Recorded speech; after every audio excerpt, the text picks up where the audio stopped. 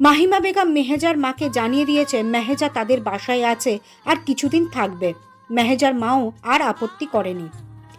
ওপর নিচেরই তো ব্যাপার, দরকার পড়লেই তো আসতে পারবে, আহামরি কোনো সমস্যা নেই। মেহেজা নিজে থেকেই যখন আছে তখন আর বাধা দেবে কিসে? ইকরা মেহেজাকে এবার কিছুটা রেগেই বলে, বয়স কত তোর? এই বয়সে আমি কলেজের পদার্থবিজ্ঞান, রসায়ন আর উচ্চতার গণিত করতে করতে জীবন ঝালাফালা করে দিয়েছিলাম। একটা প্রেমও করতে পারিনি, সেখানে তুই বিয়ে করে দুইবার হাজবেন্ডের সাথে ইন্টিমেট হয়েছিস, ভাবা যায়? মেহেজা ভাবতেই পারেনি ইকরা এমন কিছু বলবে। তার চোখ মুখ লজ্জায় লাল হয়ে গেছে। সে কি আর ইচ্ছে করে এত দূর পর্যন্ত গেছে? সে তো চেয়েছে ইরফানকে জ্বালাতে আর তার ভালোবাসায় মুগ্ধ করতে, কিন্তু তার অপদার্থ ভাইটাই তো এত কিছু ঘটিয়েছে। এখন যত দোষ মেহেজা ঘোষ। ইকরা নিজেই নিজের কাজে হতভম্ব হয়ে যায়। ইস, তার মুখের কথাগুলো একেবারে যখন তখন বেরিয়ে আসে। আহা, কি লজ্জা, কি লজ্জা! ইকরা মেহেজার মুখোমুখি হয়ে বলে, আসলে হয়েছে কি, তুই তো ছোট, তাই আমি একটু বেশি পজিটিভ হয়ে যাচ্ছি। আমার তোকে এভাবে বলা একদম উচিত হয়নি, কিছু মনে করিস না রে। আমরাই তো। আর ইয়া আসুক, ওর খবর করে ছাড়বো আমি। থাক আপু, তোমার আর কিছু করতে হবে না। এবার যা করার আমিই করব, তুমি শুধু দেখতেই থাকো। আজ ওই লুচ্চার খবর ছাপিয়ে তবেই ছাড়বো। আহ, লুচ্ছা বলিস কেন? বিচ্ছিরি একটা শব্দ। আমার ভাইটা কিন্তু মেয়েদের খুব সম্মান দিয়ে চলে। তাহলে তুমি কি বলতে চাইছো, আমি মেয়ে না? তুই তো ওর বউ। রাখো সব বউটৌ। ওই লোক আমাকে তো ভালোই বাসে না, বরং আমাকে পেলেই তার ওসব করার জন্য চুলকানি শুরু হয়। ধান্দাবাজ, দূষিত পুরুষ। ছি, ভাষা ঠিক কর, এসব কি আবোল তাবোল বকছিস? সবাই নিজের মানুষকেই সাপোর্ট করে। আমি তো কেউ না, অন্যের মেয়ে। আর আমার ভাবি। মেহেজার কান্না পাচ্ছে। আকাশ কাঁপিয়ে যেমন বৃষ্টি নামে, তেমনি মেহেজার সারা শরীর কাঁপিয়ে কাঁদতে ইচ্ছে করছে। কেউই তাকে বোঝে না, তার আপন বলতে কেউ নেই। সেদিন তার জননীও তাকে অবিশ্বাস করেছিল, বন্ধুসুলভ পিতা মুখ ফিরিয়েছিল, তাকে মেরে ফেলতে চেয়েছিল। নেই তার আপনা মানুষ, কোথাও কেউ নেই তার। সে যে বড় একা। বাপ মা মুখ ফিরিয়েছে আরও আগেই। ভাগ্যের খেলায় যাও এক স্বামী পেয়েছে, সে তাকে ভালোবাসে না, ভালোবাসে শুধুই তার দেহ। মেহেজাকে কয়জনা ভালোবাসে? মেহেজার রুহুটাকে কে ভালোবাসে? আছে এমন কেউ? কোথায়? সে দেখছে না কেন? তার তো দেখতে ইচ্ছে করছে, বুক ফেটে যাচ্ছে। হৃদয়ের গহীনে কোথাও কেউ বলে উঠছে, ইয়াজিৎ তোকে ভালোবাসবে কেন? তুই কি ওর হৃদয় হরণী? বেশি উড়িস না, নিজের যোগ্যতার মধ্যেই সীমাবদ্ধ থাক। মেহেজা উঠে ইরফানের রুমে গিয়ে দরজাটা ঠাস করে লাগিয়ে দেয়, এতটাই জোরে যে ইকরাও কেঁপে ওঠে। ইকরা ইরফানকে কল করে। আজ অনেক হয়েছে, মেহেজা খুবই কষ্ট পাচ্ছে। ছোট্ট মনে কত বড় আঘাত সে দিচ্ছে। এটা কি ঠিক? মোটেই না।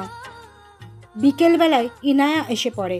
তার ছেলেরা তো এসেই নানুর কোলে উঠে পড়ে। নানু বলতে অজ্ঞান তারা। মেহেজা সারাদিনে একবারও রুম থেকে বের হয়নি। ইনায়া আসলেই সে একটু বেরিয়ে সবার সাথে কুশলাদি করে। ইনায়া মেহেজাকে কিছু উপহার দেয়, কয়েকটি শাড়ি ও একজোড়া ডায়মন্ডের দুল, যা তার স্বামী আরাফাত মেহেজার জন্য পাঠিয়েছে। মেহেজা একদমই সেই উপহার নিতে ইচ্ছে করেনি, এক প্রকার জোর জবরদস্তিতে নিতে বাধ্য হয়। রুমে এনে সোজা ইরফানের কাবার্ডে ঢুকিয়ে দেয়। তাদের জিনিস তাদের ঘরেই থাকুক, এসবের লোভ মেহেজার নেই। তার সবচেয়ে বড় লোভ হচ্ছে ভালোবাসার, যা সে পাচ্ছেই না। ভালোবাসা নেই, ধন দৌলত আছে, সেখানেও সুখ নেই। মেহেজার বাবার ভাইয়ের টাকা পয়সার কমতি আছে। মেহেজার বাবার ভাইয়ের টাকা পয়সার কমতি আছে নাকি? তাদেরও বাড়ি আছে, গাড়ি আছে। গুলশানের সবচেয়ে দামি ফ্ল্যাটগুলোর একটিতে তারা থাকছে, বিলাসবহুল জীবন কাটাচ্ছে। অভাব সে কখনোই দেখেনি, তবে এবার দেখছে। টাকা পয়সা বা খাবারের নয়, এক চিলতে ভালোবাসার বড্ড অভাব। মাতৃ আদর পায় না আজ অনেক দিন। মা তাকে খাইয়ে দিয়েছে শেষ তার পরীক্ষার সময়। ছোট ভাই রাফসানটাও এখন আর ঝগড়া করে না। রাদিফ তো দুদণ্ড বাসায় থাকারও সময় পায় না। বাবা তো কোম্পানির লাভ লসের বেড়াজালে আটকে পড়ে আছে।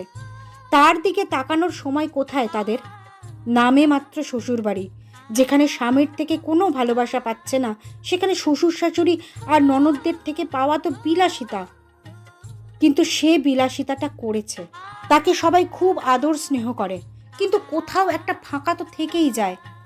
পরক্ষণেই মেহেজা ভাবে সে তো বেশ স্বার্থপর। এই যে ইকরা তাকে সব কিছুতে আগলে রাখে, ইমা তাকে পড়াশুনোর দিক দিয়ে খুব সহায়তা করছে, কলেজে তার কত খেয়াল রাখে। ছি, ইরফানের ভালোবাসার কাঙাল হয়ে সে বাকিদের ভালোবাসার কোনো গুরুত্ব দিচ্ছে না। সে তো মানুষ বড্ড খারাপ। সন্ধ্যায় ইরফান আসে, ঘামে ভিজে আছে তার সারা শরীর। ইরফানকে হুট করে রুমে ঢুকতে দেখে মেহেজা কিছুটা অপ্রস্তুত হয়ে পড়ে। ইরফান মেহেজাকে এখনো দেখবে তা আশা করেনি। মেহেজাকে দেখে তার ক্লান্তি ভুলে যায় সে। মিষ্টি একটা হাসি উপহার দেয় সে মেহেজাকে। তারপর কাবার্ড থেকে বেছে বেগুনি রঙের একটি টি শার্ট আর কালো ট্রাউজার নিয়ে ওয়াশরুমে চলে যায়। মেহেজা সেই দিকেই চেয়ে রয়। ইরফানের হাসিটা খুব সুন্দর। আচ্ছা, ইরফান হাসলো কেন? তাকে দেখে নাকি এমনি? ইরফান বের হয়ে দেখে ছোট্ট টেবিলটার ওপরে কফি। এই সময় তার মা ছাড়া আর কেউই কফি রেখে যাবে না, তাই সে আর তা খায়নি। ইনায়া ইরফানের দরজায় নক করে বলে। ইরফান নিশ্চুপ, কেন যেন সে মেহেজার ভালোবাসাটা স্বীকার করতেই পারে না। তার কাছে মনে হয় সব মেহেজার আবেগ। দুদিন পর যখন সে আরও বড় হবে, তখন হয়তো ইরফানকে বুড়ো বলে দুচ্ছাই করবে। তাই ইরফানও তাকে কঠিন ভালোবাসতে ভয় পায়। বারান্দার গ্লাসের ওপাশে থাকা মেহেজা সব শুনে পাথরের ন্যায় দাঁড়িয়ে থাকে। লোকটির কাছে তার ভালোবাসা আবেগ সমতুল্য। হায় রে জীবন, হায় রে প্রেম, হায় রে মরণ ফাঁদ ভালোবাসা। বাইরে ভীষণ বর্ষণ হচ্ছে, তার সাথে মেহেজার চোখেও নোনতা পানির জোয়ার বইছে। ইরফানকে নিয়ে কত কিছুই না সে ভেবে ফেলে, কিন্তু পর মুহূর্তেই তাকে সম্পূর্ণ ভুল প্রমাণ করে ইরফান সবটা নষ্ট করে দেয়। এমন অযাচিত সম্পর্ক কয়জনের পক্ষে বহন করা সম্ভব? ইরফান যেমন সুদর্শন, তেমনি উচ্চশিক্ষিত, নাম করা ব্যবসায়ী এবং বড় পর্যায়ে রাজনীতিবিদ। তার মতো মানুষের মেট্রিক পাস আর তার থেকেও ছোট একটা বউয়ের সাথে থাকা যায় নাকি? একদমই না। আহামরি সৌন্দর্য বলতে গায়ের রং আর লম্বা দেহের গঠন, এছাড়া তার কি আছে? রূপ কোনো ব্যাপার না আজকাল। এখন তোমার শিক্ষাগত যোগ্যতা আর তোমার স্টাইল ফ্যাশনের ওপর তোমাকে বিচার বিবেচনা করা হয়। রূপটা এখন অপশনাল বলা চলে। রূপ দিয়ে চোখের স্বাদই পূরণ হয়, এটা দিয়ে আর কিছুই করা যায় না। গুণ আর যোগ্যতাটাই আসল, যা মেহেজার নেই। মেহেজা বৃষ্টির পানে চেয়ে কান ধরে। হয়নি বলা কোনো কথা, শুধু হয়েছে অনুভূতি। কেমন অনুভূতি হয়েছে তোমার মেহেজা? হঠাৎ একটি গম্ভীর পুরুষালী কণ্ঠে গানটি গলায় আটকে যায়। পেছনে দাঁড়িয়ে থাকা পুরুষটির দিকে তাকাতেও তার ঘৃণা হচ্ছে। এমন লোকের সাথে সে কখনোই কথা বলতে চাইবে না, যারা অনুভূতিদের মজা ওড়ায়। এরা নিজে তো কখনো প্রেমের দহনে পড়েনি, তাই অন্যদের দহনে এদের হাসি পায়, এরা মজা নেয়। এমন মানুষকে দেখলে অবশ্যই অনুভূতির প্রকাশ করা যাবে না, একদমই যাবে না। অনুভূতিগুলো লাভার মতো গড়িয়ে পড়তে চাইলে গিলে নিতে হবে, তাদের স্পষ্ট করে জানিয়ে দিতে হবে। খবরদার, যদি গড়িয়ে পড়িস তো একদম গিলে নেব, আর এমনভাবে গিলবো যে কখনো বের হতেই পারবি না। তখন বের হতে না পেরে যন্ত্রণায় ভুগবি আর বলবি ক্ষমা কর গো, আমায় ক্ষমা কর। আর কখনোই ইরফান নামক দূষিত পুরুষের সামনে আমি উকলে পড়বো না, এই আমি কথা দিলুম। তার কাঠিন্য কথাগুলো শুনে তখন সত্যিই অনুভূতির দল এমনটাই প্রার্থনা করবে। এমন উদ্ভট চিন্তাগুলো করে নিজেই হেসে ওঠে মেহেজা। তাতে ইরফান ঈষৎ অবাক হয়। ইরফান এবার মেহেজার পাশে এসে দাঁড়ায়, তারপর বলে, বললে না তো কেমন অনুভূতি হয়? চরম থেকে চরম বাজে বিশ্রী। ছি, এমন অনুভূতি মাথায় আসলে গা ঘিনঘিন করে। তাই নাকি? তাহলে তো বেশ হয়। শোনবে, এই বিশ্রী অনুভূতিগুলো কি আমায় নিয়ে হয়? একদম না, আপনাকে নিয়ে আমার কিছু হয় না। আপনাকে দেখলেও আমার আপনার প্রতি রাগ হয় আর ঘৃণা হয়। রাগ করবে ভালো কথা, ঘৃণা করবে কি কারণে? আমি কি কোনো মহা অপরাধ করেছি নাকি? না, আপনি তো রাজকার্য করেছেন। দেখো, রাজকার্যের মধ্যে অন্যতম একটি হচ্ছে সন্তান জন্ম দেয়া, মানে রাজ্যকে তাদের উত্তরসূরি দেয়া। আর সেই প্রক্রিয়াটা সম্পূর্ণ করতে হয় শারীরিক মিলনের মাধ্যমে, যেটি ছাড়া তা অসম্ভব। তাই আমিও সেই কার্য সম্পাদন করে আহনাফ মজিদ মানে আমার পিতা মহোদয় সুযোগ্য নাতি অথবা নাতনির জন্ম দিতে চাইছি, যে তার লাঠি হবে। মেহেজার প্রচণ্ড লজ্জা লাগছে। সেই কখন থেকে এই মিলন নামক জিনিসটি তাকে লজ্জায় ফেলে চলেছে। ছি! মেহেজা এখান থেকে চলে আসতে নিলে ইরফান তার হাত ধরে নেয়। নিজের বাম হাতের মুঠোয় হাতটি শক্ত করে ধরে মেহেজার কোমরে হালকা চাপ দেয়। তারপর মেহেজার কপালে গাঢ় চুম্বন করে। মেহেজাকে উদ্দেশ্য করে বলে, বয়সে ছোট হলেও তুমি আমার বউ, আর তার চেয়ে বড় কথা পারফেক্ট একটা বউ। তোমাকে আদর করতে আমার খুব ভালো লাগে। গোলুমোলু বউ, আমার কচি বউ, একেবারে সেই রকম বউ। তুমি আস্ত একটা বউ, বুঝলে? ইরফানের পাগলামি কথাতে মেহেজা বিস্ময় কাটিয়ে উঠতে পারে না। ইরফানের মতন গম্ভীর মানুষ এমন কথা বলতে পারে? এই লোক এসবও বলতে পারে? পারবে নাই বা কেন, সে সবই পারে। মেহেজা কোনো রকমে নিজেকে ছাড়িয়ে নেয় ইরফানের বাহুডোর থেকে। রুমে আসতেই ইমার আগমন। মেহেজাকে একবার ভালো করে দেখে এক প্রকার চেঁচিয়েই বলে ওঠে, সামনে যে ক্লাস টেস্ট, তা কি মনে আছে? টই টই করে ঘুরে বেড়ালে হবে? তোমার এখনো সংসারের বয়স হয়নি। এখন খাবার খেয়ে বাসায় যাবে। আজকে তো কলেজেও যাওনি, নোটস কালেক্ট করেছো? তা কেন করবে? তোমার তো এখন শুধু সংসার করতে ইচ্ছে করছে। গিন্নি সাজা বের করব আমি তোমার। আজ আমার রুমেই থাকবে। বাচ্চারা কেউ আসেনি, তারা বাবার কাছেই আছে, তাদের বাড়িতে। তাই আজ রাতে তোমাকে পড়াতে পারবো। খাবার খেয়ে বই নিয়ে আসতে আসতে অনেক দেরি হয়ে যাবে। না, এক্ষুনি যাও আর বই খাতা আর তরকারি সব নিয়ে আসো। একদমে একটা মানুষ এত কথা কিভাবে বলতে পারে ভেবে পায় না মেহেজা। ইমাকে দেখে যতটা না প্রফুল্লিত হয়েছিল, ঠিক ততটাই আহত হয় তার কথা শুনে। এখন পড়তে হবে তাকে, এখন সিরিয়াসলি। কিছু বলবে তার আগেই ইমার কঠিন মুখ দেখে সে সোজা তার বাসার উদ্দেশ্যে যেতে থাকে। মেহেজার প্রস্থান দাঁড়িয়ে দাঁড়িয়ে দেখছিল ইরফান। ইমা চোখের চশমাটা একটু মুছে নিয়ে আবার চোখে দিয়ে বলে, পলক ফেলো বাবু, চোখ জ্বালা করবে নয়তো। ইরফান বিব্রত বোধ করে। এই বোনটির সাথেই সে একদম ভয় আড়ষ্ট হয়ে থাকে। গুনে গুনে 8 বছরের বড় তার ওপর সবচেয়ে রাগী ও কঠিন মানুষ ইমা। তবে কাঠিন্য ভাবটা শুধুই মুখে থাকে, মনের দিক দিয়ে তার ইমা আপু সবচেয়ে সরল। এই বোনটির সাথে ইরফান উঁচু গলায় কথা বলে না। সে যা বলে চুপচাপ শোনে এবং পালন করে, যথেষ্ট সম্মান করে। অবশ্য সে সবাইকেই সম্মান দিয়ে কথা বলে, শুধু ইকরা ছাড়া। ইকরা আর তার বয়সের পার্থক্য টেনে টুনে 1 বছর। ইকরা হতে না হতেই সে তার মায়ের পেটে আসে। শেষবারের মতো তার মা আর বাবা আশার আলো দেখে। সত্যি একটি পুত্র হয়ে সে তাদের ধন্য করে দেয়। তাই বলে মেয়েরা যে তাদের কাছে কম তা নয়। ইকরা ইরফানের বড় হলেও সর্বকনিষ্ঠের বিশেষ আদরটি সে পায়। বাকিরাও নিজ নিজ জায়গায় সমান আদর, স্নেহ, ভালোবাসা পায়। কখন এসেছো তুমি? আমি এসেছি 30 মিনিট 56 সেকেন্ড হয়েছে। ঘড়ির দিকে তাকিয়ে বলে ইমা। ইরফান হেসে ফেলে। বাহ, সেকেন্ডের হিসাবও করেছো দেখছি। করবো না কেন? আমাদের জীবনের প্রতিটা মুহূর্ত খুবই জরুরি। একটি সেকেন্ডও খুব বেশি দামি। সেকেন্ড বলে হেলাফেলা করলে হবে না ভাই। বুঝেছি প্রফেসর ম্যাম। বাবু, মায়ের সাথে নাকি এখন কথা বলিস না? ইচ্ছে করে না।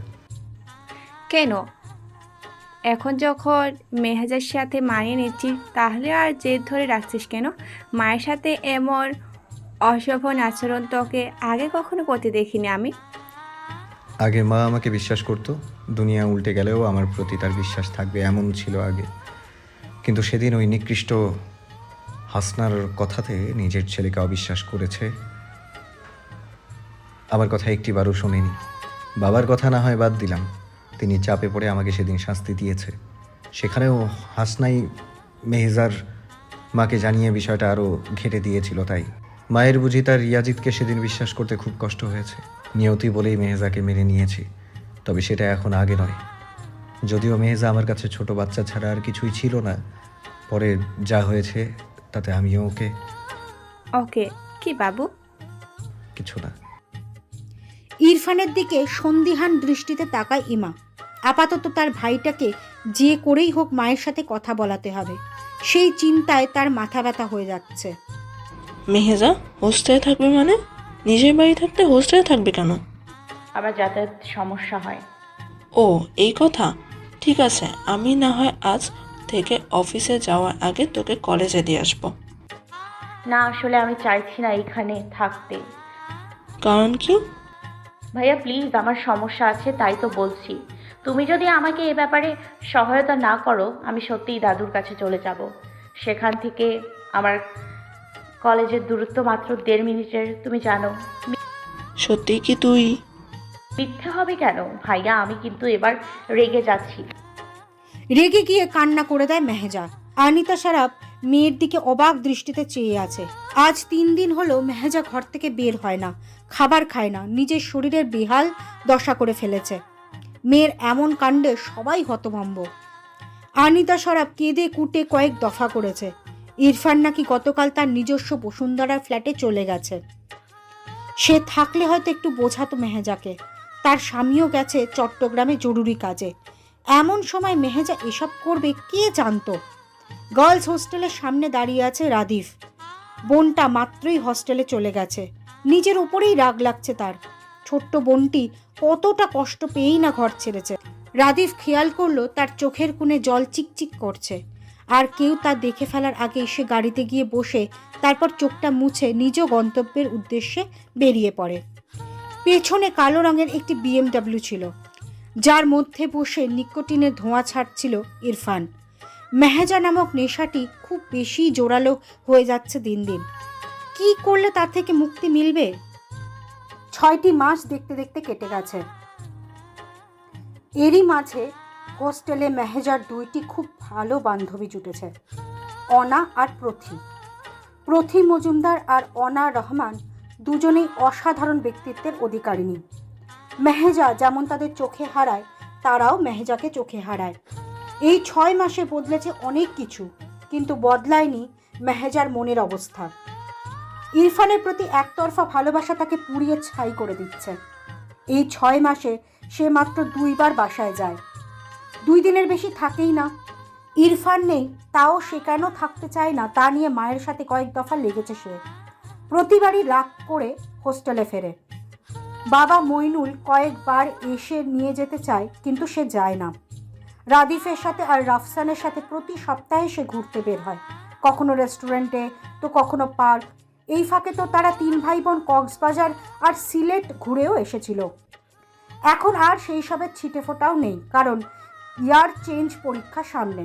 দম ফেলার সময়টুকুও নেই জানো। ইমা তো স্পষ্ট বলে দিয়েছে, এবার যদি 1 থেকে 3-এর পজিশন না আসতে পারে তাহলে আমার কাছে আর এসো না, আমি বুঝে নিব আমি ব্যর্থ শিক্ষিকা। এই একটি কথা মেহেজাকে নাড়িয়ে দিয়ে গেল। এই একটি মানুষের জন্য তার হৃদয়ে অনেক সম্মান জমা আছে। সে যখন ঘর ছেড়ে হোস্টেলে উঠেছিল, সবাই তাকে বাধা দেয়, তার সিদ্ধান্ত কোনোভাবেই মানতে চায়নি। ইমা একমাত্র মানুষ যে তাকে সঙ্গ দেয়, আরও উৎসাহিত করে এই বলে, চিন্তা নেই, আমি সবসময় তোর পাশে আছি। একদম সঠিক সিদ্ধান্ত নিয়েছ। এই সময় পারিবারিক ঝামেলার থেকে তো হাতে ধরেই কেরিয়ার বরবাদ করতে যাচ্ছিলে, এবার যা সিদ্ধান্ত নিয়েছো একদম যথার্থ। আমি এখন থেকে 2 ঘন্টা সময় দেবো তোমাকে কলেজ শেষে। মনে রাখবে কিন্তু, আমি পড়াশোনার ব্যাপারে গাফিলতা একদমই পছন্দ করি না। বায়োলজি টিচার আর ম্যাথ টিচার ঠিক করে দেব আমি, সব মনোযোগ শুধু পড়াশোনায়, বুঝতে পারছো? মেহেজা তখন মাথা নাড়িয়ে শুধু হ্যাঁ বলছে, আর তা বলাতেই সীমাবদ্ধ থাকেনি, কাজও করে দেখিয়েছে। ইরফানকে এই কয় মাসে একটি বারও দেখেনি। এমনটা নয় সে দেখতে চায়নি, আসলে দেখা পায়নি সে। কাজের মধ্যে নাকি সে এতটাই আটকা পড়েছে যে বাবা মায়ের সাথেও এসে দেখা করেনি। সবই শোনা কথা। ইকরাও রাগ করে তার সাথে আগের মতো কথা বলে না। প্রথম প্রথম কষ্ট পেলেও এখন মানিয়ে নিচ্ছে, কারণ কিছুই তো করার নেই। বাইরের কোলাহলে মেহেজার কান বোধ হয় ফেটে যাচ্ছে। বইয়ের মতো এতক্ষণ মুখ গুজে ছিল সে, কিন্তু এখন আর তা সম্ভব হচ্ছে না। পড়াতে মনই বসছে না। পাশ ফিরে দেখে প্রথি আর অনারও একই অবস্থা, কেমন একটা অখুশি চেহারা তাদের। মেহেজার তাদের ওপর বড্ড মায়া হচ্ছে। কিছুক্ষণ আগেই মেহেজাকে দুজনে বনানীর একটি নতুন রেস্টুরেন্টে যেতে বলে। মেহেজা জবাবে শুধুই শক্ত চাহনি নিক্ষেপ করে তাদের ওপর। এখন তো তারও ভালো লাগছে না, আর ওদের চেহারাতেও মন খারাপ স্পষ্ট। মেহেজা ওটা ড্রয়ার থেকে একটি কালো রঙের শাড়ি বের করে বলে,